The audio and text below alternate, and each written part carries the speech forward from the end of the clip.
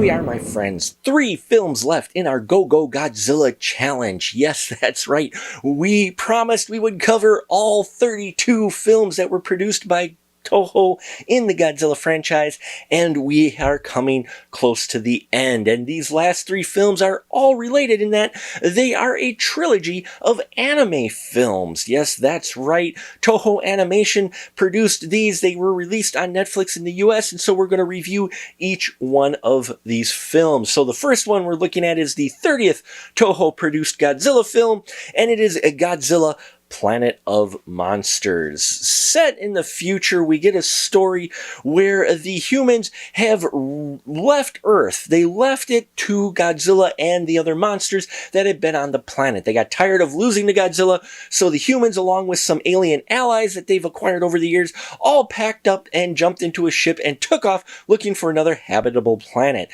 Fast forward ahead 20 years, still no habitable planet to be found, and many of the residents on the ship are getting nervous. Well, one in particular, Haruo Sakaki, ends up taking one of the transport ships with a number of people hostage, claiming they need to go back to Earth. Well, things don't go well for him, but the alien allies who are on the deciding committee for this ship and for this group of people decide, you know what, it might not be a bad idea to go back to see if Godzilla's still even alive. And so they decide to jump back to Earth and see how it looks, and if nothing else, get some resources that they are badly thin on. Well, when they get to Earth, they find that Godzilla is about the only ruling monster on the planet, and planet Earth has actually aged 20,000 years. And we see how the humans decide to take help from Haru Sakaki and enact a plan that might eliminate Godzilla and give humanity their planet Earth back. This was an interesting film. Wasn't sure what they were going for in it at first, but I liked the approach. I liked the sci-fi angle, and I really dug this story. The idea that people left Earth, and it was interesting to explore how Godzilla, if he was even alive, may have changed over 20,000 years. So it was an interesting approach that they took with that. And they also were able to still use this theme to work into their anti-pollution, take care of Earth, caretakers of Earth type of themes that we've seen in past Godzilla films. So I liked that. It felt like a Godzilla film for part 1 for sure. The Haruo Sakaki character is voiced by Mamoru Miyano. Apologize for the pronunciation. Love this character. Like this character. He's so devoted to this idea of taking back Earth by killing Godzilla. And we see that he will stop at nothing to do it, and how many people he convinces to go along with his plan.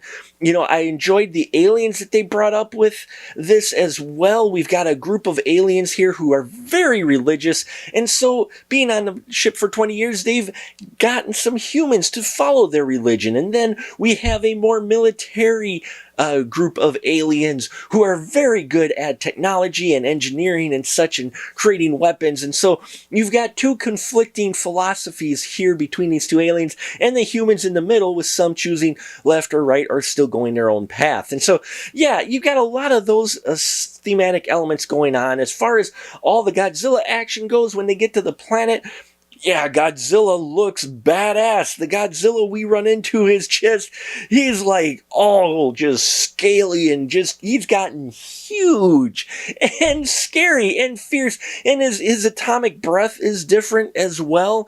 And there are some very exciting action scenes going on, as well as some personable characters that you connect with. Now, we also have one of the religious aliens befriends Haruo, and I liked that storyline as well, the relationship between them. And there's also a female soldier who has a close relationship with Haruo as well. That is Yuko Tani. Loved her character as well. Very strong character. She can really fight well. I mean, she's just really a badass for sure, and Yeah, the animation style I really enjoyed as well for this film. It was unique how they seemed to have handled Godzilla just a bit differently as far as the animation and coloring and everything goes versus the rest of the environment that he's in. So I thought that was an interesting approach. And yeah, it's a solid start off, I think. It got me excited for part two.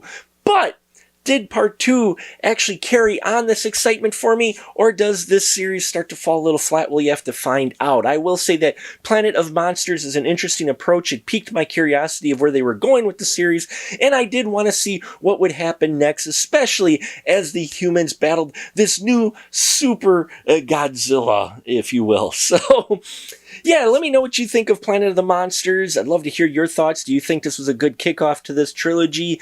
What'd you think of the characters and even the animation? I'd love to hear your constructive thoughts on it.